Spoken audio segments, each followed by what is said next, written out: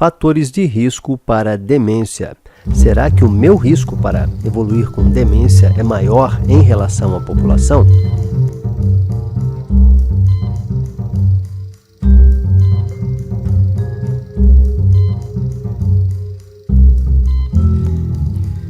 Nós vamos discutir um trabalho que saiu na revista Neurology, volume 73, número 3, de 21 de julho de 2009.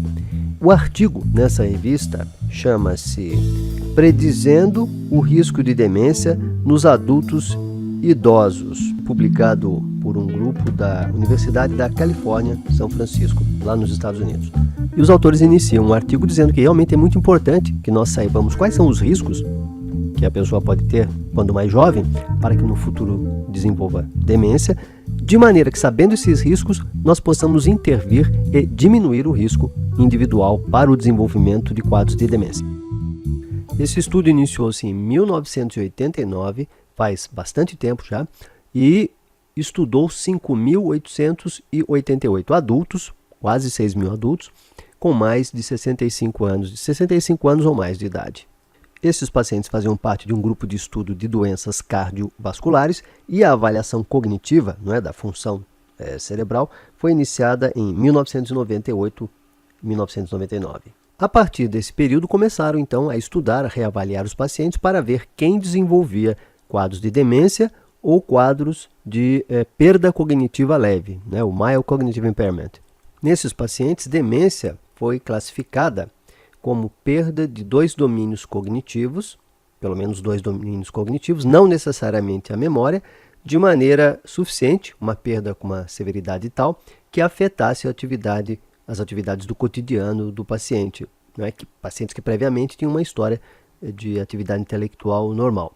E a demência foi classificado como provável ou possível doença de Alzheimer, segundo critérios bem estabelecidos no meio médico. Para se chegar a essa classificação, os pacientes foram avaliados por neuropsicólogos e submetidos a baterias bem completas de testes. E como era o jeitão desse grupo? Bom, a idade média girava em torno de 75 anos. 59%, mais da metade, eram mulheres, 15% eram afro-americanos, descendentes de africanos, 76% tinha mais que 12 anos de escolaridade. Na evolução, 6 anos após o início do estudo, 14% dos pacientes avaliados que estavam sendo seguidos, ou seja, 480 pessoas, desenvolveram demência. Desses, 51%, 245 pessoas, tiveram doença de Alzheimer. 13%, 62 pessoas, tiveram demência vascular. 151, 31%, evoluíram com demências, formas mistas de demência, e 22 indivíduos, 5%, tiveram outras formas de demência. Uma grande quantidade de fatores foi associada com o aumento do risco de demência. Agora que vem a parte importante para nós aqui. Após todas as correções estatísticas, os pesquisadores encontraram vários fatores que podem aumentar o risco de demência. É interessante que eles colocam aqui idade avançada, quer dizer, quanto mais velho o indivíduo, maior o risco de demência, e isso realmente é uma coisa lógica. Mas olha que interessante aqui, o nível de educação mais baixo, pessoas que estudavam menos tinham maior risco de demência. Pessoas que durante a vida ganharam menos, tiveram uma entrada de capital, de dinheiro menor, tiveram salários menores. Resultados mais baixos nos testes cognitivos. As pessoas que faziam avaliação neuropsicológica ou testes cognitivos e apresentavam um desempenho pior, tinham maior risco de evoluir com demência. Havia também o risco de associação com outras condições médicas, outras comorbidades. Por exemplo, angina pectoris,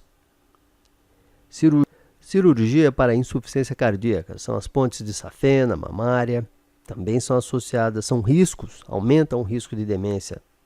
São comorbidades associadas ao risco de demência aumentada. Insuficiência arterial periférica, ou seja, a má circulação periférica, a má circulação para braços, pernas, etc., também foi associada aos quadros de demência. Parece que existe uma lógica aí, não é? Porque pense bem, se a pessoa já tem uma dificuldade de circulação para braços e pernas, provavelmente ela também terá a mesma dificuldade de circulação no sistema nervoso central, com aumento do risco de demência vascular.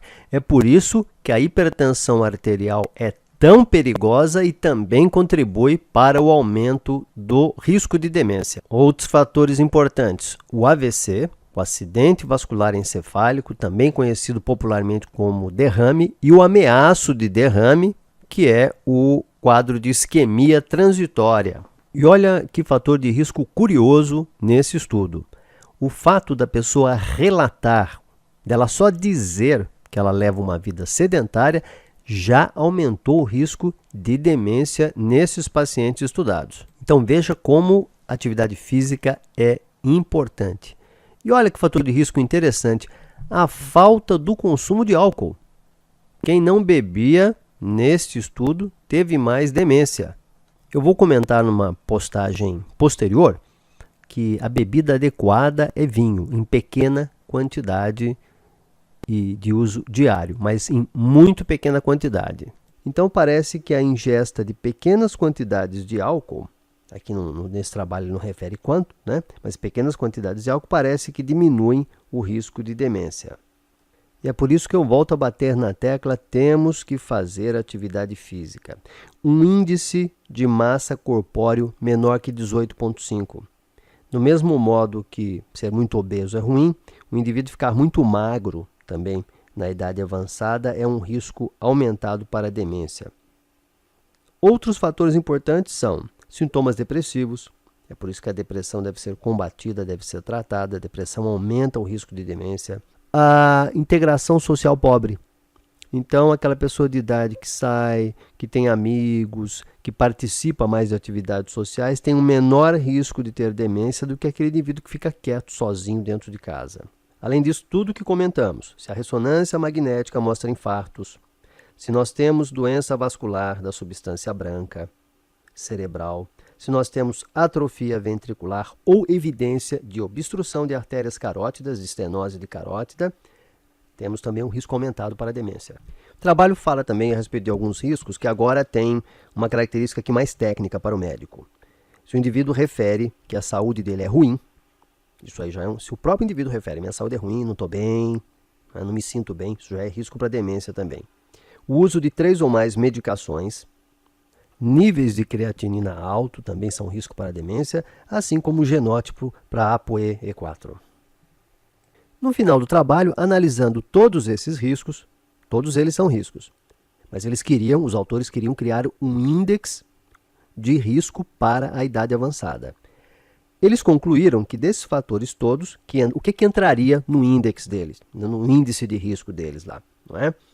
O que se sobressaiu como risco maior foi a idade avançada, que aí nós não temos o que fazer, não tem como corrigir isso, é um fator de risco que não tem como ser corrigido. A pior função cognitiva nos testes neuropsicológicos. Esse é um fator de risco no qual nós podemos intervir. Nós, como pacientes, como médicos, podemos intervir. A pessoa tem que tomar consciência de que ela precisa ter uma vida mental, uma vida cerebral, intelectual mais ativa possível dentro da sua capacidade, dentro do que o meio ali lhe permite, não é? Se não dá para fazer nada, vamos começar a fazer palavras cruzadas, vamos, quando mais jovens ainda, entrar em alguns cursos, participar de grupos, enfim. Qualquer atividade que estimule a nossa função cerebral, a nossa função cognitiva, vai nos ajudar a diminuir esse fator de risco aqui, que é a piora nos testes cognitivos. Porque se você tiver um desempenho melhor na atividade mental, se você se esforçar em aprender, em estudar, em ler, o desempenho seu nesses testes provavelmente será bem melhor. Um outro fator de risco que entrou aqui no índice de risco para a demência do idoso é a evidência na ressonância magnética de doença da substância branca, geralmente doença vascular, ou o aumento dos ventrículos. O aumento do ventrículo, para quem não sabe, geralmente ele significa aí uma atrofia, já a presença de uma atrofia cerebral. Além disso, a evidência no ultrassom de estenose, de estreitamento do fluxo de sangue nas artérias carótidas. Então, vamos parar um minuto aqui e discutir isso. Como é que a gente muda uma alteração numa ressonância, uma estenose numa carótida? Você muda isso através da prevenção. Se você faz um acompanhamento médico regular, se você faz uma dieta balanceada, boa, evita gorduras, o colesterol está baixo, o triglicérido está baixo, sua função cardíaca é boa, você não permite que a hipertensão esteja descontrolada, você controla bem o diabetes. O que acontece? Você vai evitar o surgimento dessas alterações, na ressonância magnética e na carótida. Então, o tratamento para essas alterações é preventivo. Depois que apareceu, não tem mais jeito. E é por isso que você que é cuidador ou que é paciente deve fazer o controle rigoroso de pressão, deve estar sempre normal, máximo 12/8. Nós devemos fazer o controle do diabetes, dos níveis de colesterol, triglicérido e função renal. Aí você vai prevenir o surgimento desse tipo de alteração. Importantíssimo aqui o outro risco que entra nesse índice de risco de demência. Um indivíduo que não realiza atividade física, ele tem um risco muito maior de desenvolver quadros de demência. Então, vamos para a atividade física, vamos fazer a nossa caminhada, vamos fazer a nossa natação, vamos fazer o que for possível para nós nos mantermos condicionados. Você se manter condicionado hoje, que você é mais jovem, aí com 50, 60 anos, 65 anos, significa para você no futuro a possibilidade de autonomia na sua vida. Você não vai ser aquela pessoa dependente numa cadeira de rodas. Se você pratica atividade física hoje, você vai ser um idoso independente e dono das suas atividades, dono do seu querer. Inclusive, é muito curioso o teste que os pesquisadores usaram para avaliar a debilidade física do indivíduo. Eles observavam se o indivíduo tinha capacidade de abotoar a camisa. Se ele conseguia abotoar, fechar o botão da camisa ou não, isso aí acabava contribuindo para o risco de demência. É uma coisa simples de se observar a debilidade, para se observar a debilidade do indivíduo. Foram importantes ainda nesse índice a história prévia de cirurgia cardíaca para correção de insuficiência coronariana e a falta de ingesta de álcool em pequena quantidade. Assim, resumindo, esses riscos todos são importantes, mas os principais são idade avançada, pior desempenho em testes neuropsicológicos, índice de massa corpórea menor que 18,5, presença de alelo ApoE4, alterações na ressonância magnética, essas que a gente descreveu, estenose de carótida, uma menor performance física, o indivíduo está debilitado já fisicamente, essa história anterior de bypass e cirurgia cardíaca e a falta do consumo de um pouquinho de álcool durante a semana. Só para nós termos uma ideia da importância de nós controlarmos esses fatores de risco, daqueles pacientes que não tinham notas altas nesses riscos aqui, que tinham poucos riscos, que eram saudáveis, apenas 5% desenvolveram demência ao longo dos 6 anos de estudo. Ao passo que aqueles indivíduos que não cuidavam da saúde, que tinham notas muito altas aqui, fatores de riscos com notas muito altas, eles desenvolveram demência em mais de 50% dos indivíduos. Então você pega, por exemplo, um grupo de 100 pessoas que cuidavam da saúde, 5% desenvolveram demência ao longo de 6 anos. Daqueles indivíduos acima de 65 anos também, que não cuidavam, não controlavam os fatores de risco, mais de 50 em cada 100 desenvolveram um quadro de demência. Então você veja que com medidas de prevenção você pode ajudar a controlar, a diminuir o seu risco de evoluir para um quadro de demência. É prevenção, basicamente é prevenção, porque depois que o quadro se inicia, a história muda e fica muito mais difícil o controle. Meu nome é Paulo Canda, eu sou neurologista. Aguardo você em nosso próximo encontro. Até lá!